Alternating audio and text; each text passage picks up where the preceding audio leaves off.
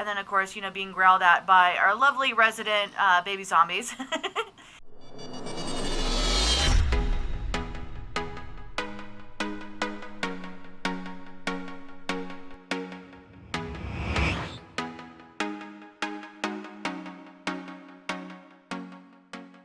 Hello, my beautiful bugs, and welcome back to another episode of Crucial 2 on the Obsidian Order server.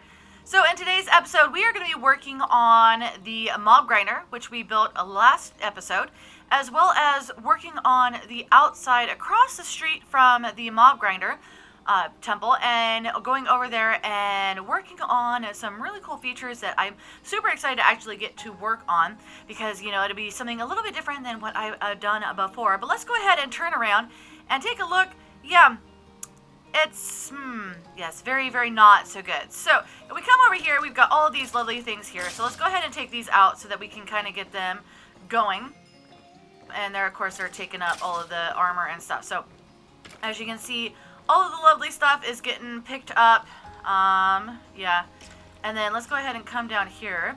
So we can see that the items are all coming down into the different areas. So what happens, and Bobbert was very nice to kind of explain things, it goes all the way down to the very last part. Tries to go in the first one, it can't. So then comes back up here to this one, then comes back up here to this one, and then comes back up here to this one, to finally come back up here, which will be the final, you know, final place that it tries to go. And so, yeah, quite the path that it has to take in order to actually get to where it needs to go. As you see, I've got the bones, I've got the flesh, the arrows, and then this is already full. I've already got 1,000 items in here, so I'm going to have to do something about this. And then things have already started to fill up in here. So the biggest thing in here, I'm going to have to sit here and, like, take out all of the arrows. So if we come over here, we can go like that, and then I can go and, yeah, the biggest thing with this is, like, yeah, I kind of need one arrow, just one. There we go. All right, so we got one back. Now, I'm hearing them. So yeah, I have proof now. They are, in fact, able to fall through the fence posts. So I don't know what I'm going to do about this. I may just end up leaving them like this and just be like, okay, no, we're just gonna have them, you know, go there and be like, yeah, no, we're good. So yeah, so now there's two, lovely. But yeah, luckily nothing seems to come down through here, though this will end up getting kind of filled in. So hopefully we don't have any more issues with the little baby zombies coming up. So with the fact that I actually have this all solved in terms of it actually separating out the way that it's supposed to, that means I can actually sit here and decorate this lovely area and make it fit for, you know, for this area. So the plan is to kind of do what I've done with, you know, with the, like, the storage room, and kind of make it look like it's part of this temple that already exists. So with the confined spaces, yeah, a time-lapse isn't going to exactly work very well. So once I get this top part done, I'll bring you guys back, and then I'll bring you back when I get the storage done. Alright, so I've got this little area all done up. So as you can see, it definitely looks like it is an area that you would encounter if you were to actually come through this, you know, this dungeon. So we've got the walls done up, so I used the vertical slabs on both of these so that we could get a little bit of texture here instead of just blocking off the entire area. And so this was the area that I had my water, and then this was an area that just, you know, was kind of empty. And then we've got the pillars that are similar to what I have down in the storage room, as well as what was originally in this, you know, in this area. And somebody's holding, okay, I guess there's a zombie who's holding a bone, lovely. This, on this side and on this side, we have the skeleton spawners behind the vertical slab walls. And then over here, I just basically brought the walls kind of around. And then I built this little altar thing so that we could actually make it so that you can't really see what is going on down there. Now, there's a light here, and I ended up moving how we get down here. And so we can come down here. As you can see, it is a mess down here. We've got a giant hole. I just used random blocks to just kind of put stuff down and make it so that I can actually walk around here. As you can see, we've got this cave that Yeah, definitely fallen in that a few times. And then we got our baby zombies who are keeping me company here. But yeah, as you can see, this is still quite the mess. There is all kinds of things going on here. And so I want to be able to get to this area both from the water temple, which is above us here, as well as the fire temple. And so this area needs to become something that's a little bit better functioning. So I'm going to go ahead and get to work on that and try not to fall into this lovely pit again for like the fifth time. But yeah, so let me go ahead and get to work on this, and then we can go ahead and see how it looks. And there we have it, one nice and cleaned up storage area for our mob farm.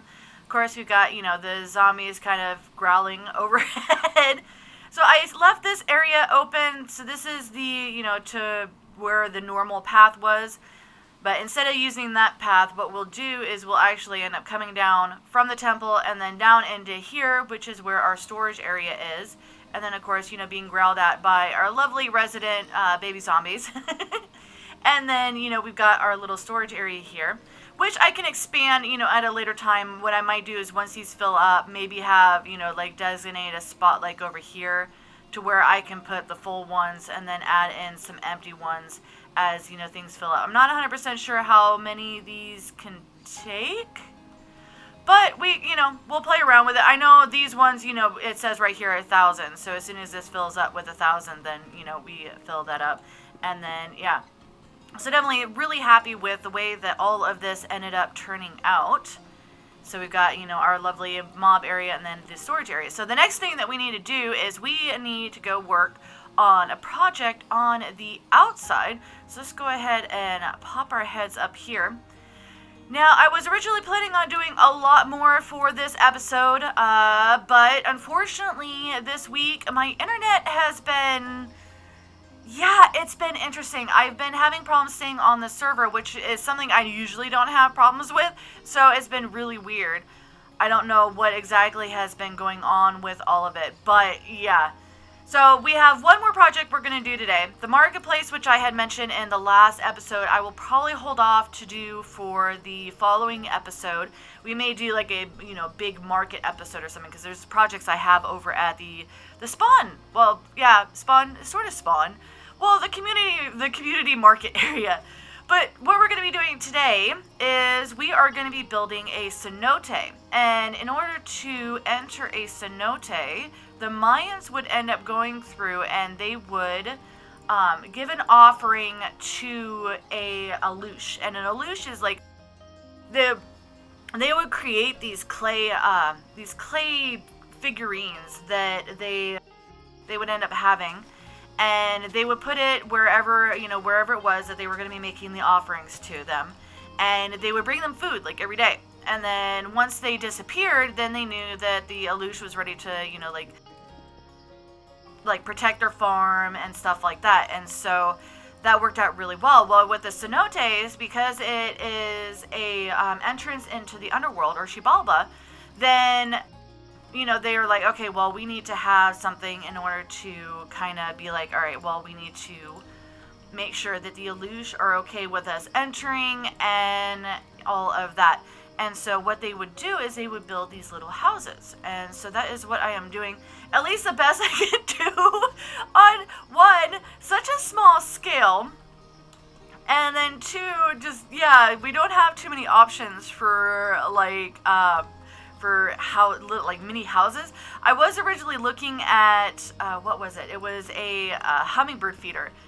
And so here, if we can come over here, if I go I kind of need a U in there. All right, so yeah, so this thing right here, you can't really see it all that much. But I'm like, okay, well that kind of sort of looks like a house. We might be able to use that, but yeah, no. I'm like, okay, that doesn't really work all that well. So we'll go with something a little bit different. So I ended up, working around in creative and ended up building this here. I'm like, I think this kind of looks like a house, and so we'll make it work. Now with the bamboo spikes, now originally I was hoping to have something with like color on it, because of the fact that it looked really cool with the little spikes that you know, with a little bit of color. But unfortunately, the potions wear off, and so inevitably they're going to end up coming into the bamboo form. And so I'm like, okay, well, we'll just go ahead and just do the bamboo and be like, okay, that's it. Yeah, so that is our little Aluxe house. So a nice little place for them to set up in here. In fact, here, let's do this. So for them to set up in here, so, you know, they could create their little home and they're nice and protected. This was the closest I could come to like a triangular roof or on top. And I'm like, you know what? This works. I like this. And then it looks like, you know, it actually looks like someplace that somebody would come and like leave an offering. So like they could leave a offering right here and the Aluxe would come and take it and be like, okay, yes, you can actually go into the Cenote. Now this is what we're going to be turning into the Cenote. So if you're not familiar, cenotes they're like caverns that have water in it. And so of course for the Mayans, water, you know, was extremely important. And so these underground areas, one, you know, they thought that, you know, but they would build cities around them, as you can see, so that they'd have a source of water underground. And then also that's where they would end up depositing like all kinds of stuff in order to, you know, appease the, you know, the gods of the underworld and all of that, and, you know, the spirits and stuff like that. So so they would throw their valuables, which is one of the reasons why I have all of this. So Mayans did, you know, they did have obsidian that they used for trade and stuff, and then of course gold. We all know, you know, about the city of gold and all of that. And then lapis I added because gold and lapis are two of the things that you find in the underground stuff. So I'm like, okay, well, then this area, they would end up considering gold and lapis to be something that would be precious. And then I also added in, you know, the prismarine for things that I wanted to use for that. So we got lots of stuff that we can put down at the bottom of the cenote, so to make it look like, you know, they actually did, they did sacrifice stuff and throw it in. We're not going to do any of the human stuff, and so, yeah, we don't need to worry about that.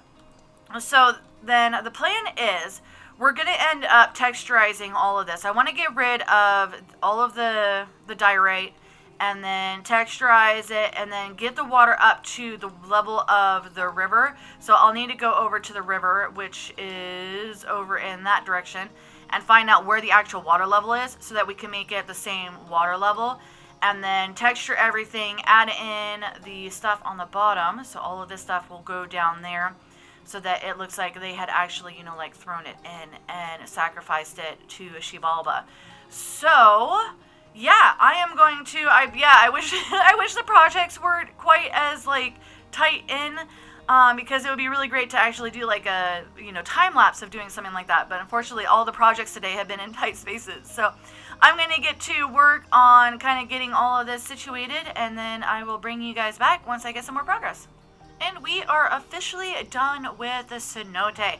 Now, since I wasn't able to do the time-lapse for the actual cave and all of that, I decided to do some pictures so that I could give you guys a, you know, side-by-side comparison of, you know, what it looked like before and after. So I'll go ahead and put those up on the screen now.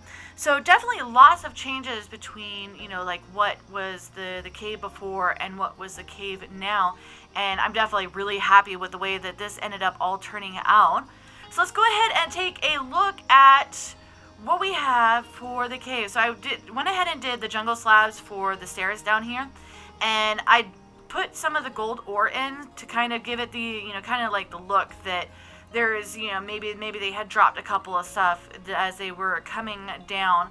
And so I just expanded the cave out just a smidge so that there was more room to actually like walk, and then added it, you know, made it so that we can actually, without jumping, make it up and down without any issues. And then of course this is where the water level is on the river, and then as you can see we have the stuff down here. Now originally I had planned on using the gold blocks down here, but I thought, you know, it would probably actually look better if we did the actual like raw gold, because that kind of looks more like a whole bunch of gold coins ended up falling in there. And then, you know, same way with, you know, the gold ore. So it kind of looks like some coins and pieces of jewelry and stuff got thrown in. Don't quite have that with, like, the lapis. And so, yeah, I was like, all right, well, we'll just, you know, kind of make it, you know, make it work. And then I went ahead and added that lantern down at the bottom just to add a little bit of light. Granted, I am currently at like 1,000 on the Gamma because the way they have it set up for, you know, the actual mod pack. But for anybody who's actually coming through who ended up messing around with that, then, you know, if they come down here, they can actually still be able to see down there. So you guys get nice and, you know, everything is, you know, nice and bright and you can see everything and it's great. But for some of the members on the server, it's not going to be quite that bright. So I think, yeah, this definitely works. Though we still may have a little bit of issue with possibility of mobs spawning in this area, especially at night. But hopefully once we get into the other project and stuff around here for the marketplace, we can get everything lit up. So that way, you know, we don't have to worry about anybody, you know, kind of bothering our Aluxes or, you know, the Cenote or anything in the marketplace. Yeah, because I ended up having a jungle spider and a spider up here. And I've come up here a lot of times to find bones and the rotten flesh just kind of floating around. So definitely not a super safe space, you know, to actually be during the night. So, but, you know, as we kind of develop the area, we'll definitely make it a lot safer. So, yeah, so we, you know, slightly smaller projects today, but, you know, like I said, internet and, yeah, trying to be on the server has been a little bit spotty. Hopefully for the next one, I can actually do a lot more. I really hope to actually get the marketplace into place. And then, yeah, oh my gosh, I have so many projects that I really want to get to everything. But I know you know, one project at a time. I have to go one project at a time. But yeah, so I definitely hope that you guys have enjoyed this episode. And if you did, definitely hit that like button. If you're new to the channel, click the Mantis icon to subscribe, then hit the bell button to get notified when I put out additional content. Want to check out more of my videos? Try the one on the left, or you could check out the playlist on the right. That's it for now, but I'll see you guys in the next episode.